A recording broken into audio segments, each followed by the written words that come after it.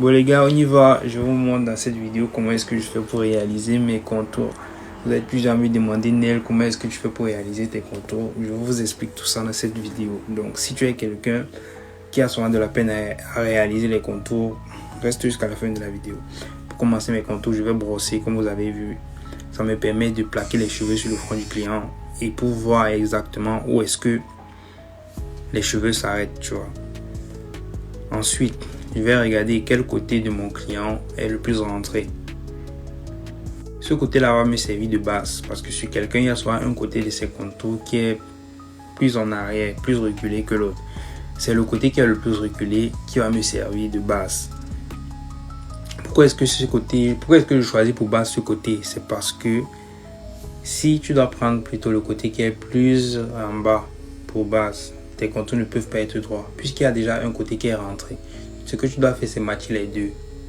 Donc tu prends le côté qui est le plus remonté. Ensuite, le côté qui est plus en bas, tu vas le reculer légèrement pour pouvoir matcher celui qui était déjà rentré. La coiffure, c'est simple. Tu as juste besoin de quelqu'un pour t'expliquer concrètement ce que tu dois faire et pourquoi est-ce que tu le fais. Parce que c'est ça qui fait toute la différence. Que quelqu'un te montre ce que tu dois faire, c'est une chose.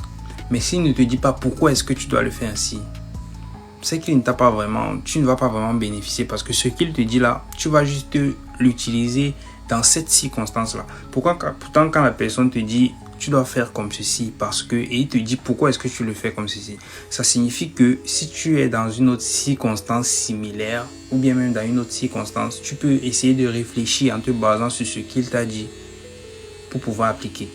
Tu vois, c'est pour ça que j'aime souvent dire fais comme ceci et je te dis pourquoi est-ce que je le dis au fait. C'est ça qui fait la différence entre quelqu'un qui maîtrise ce qu'il fait et quelqu'un qui fait juste du copier-coller. Le but dans la coiffure n'est pas de faire le copier-coller. Ce qui va t'aider, c'est de comprendre ce que tu fais.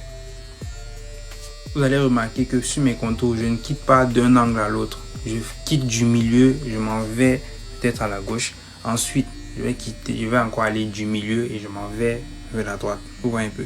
Tu ne dois pas quitter d'un angle à l'autre. La distance à parcourir quand tu quittes d'un angle à l'autre sera très longue et tu risques de pencher en cours de route. Pourtant, quand tu quittes du milieu et tu vas peut-être à gauche, la distance à parcourir est plus courte.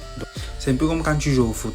Si on te met au milieu du stade et on te demande de tirer dans les goals, tu vois, la précision ne sera pas tellement là. Pourtant, si on te met au point de pénalty et on te demande de tirer dans les goals, tu as plus de chances d'être précis, tu vois. C'est un peu presque pareil.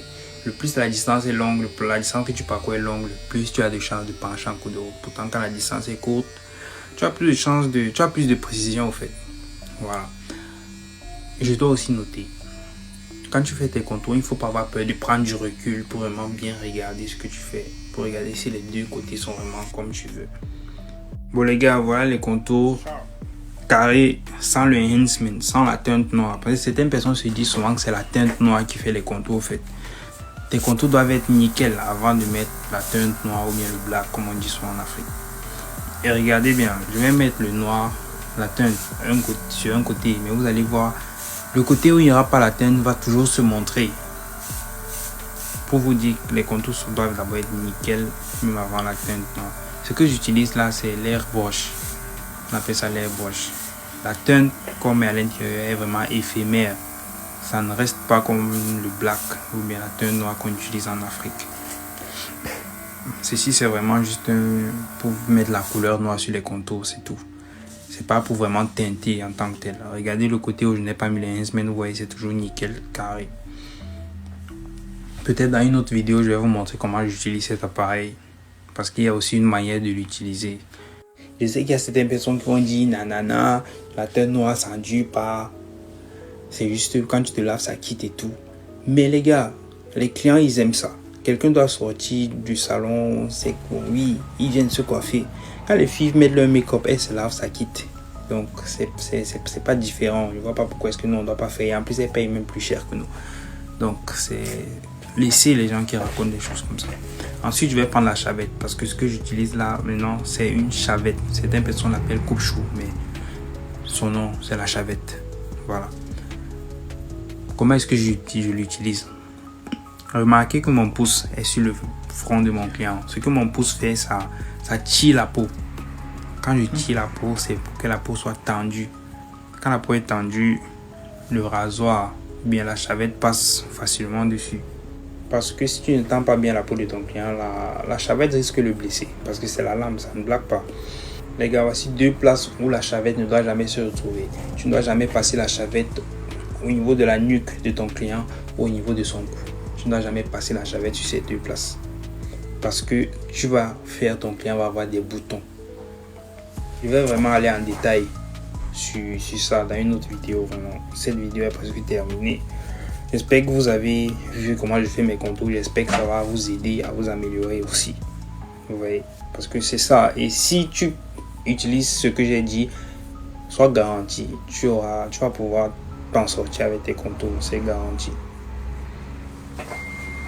Les gars, cette vidéo touche à sa fin. J'espère que vous avez aimé. Surtout, il faut laisser un commentaire, laisser un like. N'oubliez pas de vous abonner pour ne pas manquer mes prochaines vidéos. Peace.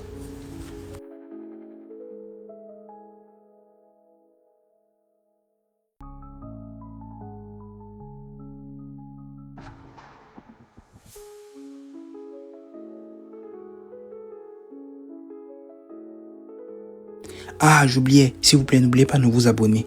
J'oublie toujours de dire ça. Abonnez-vous. Peace.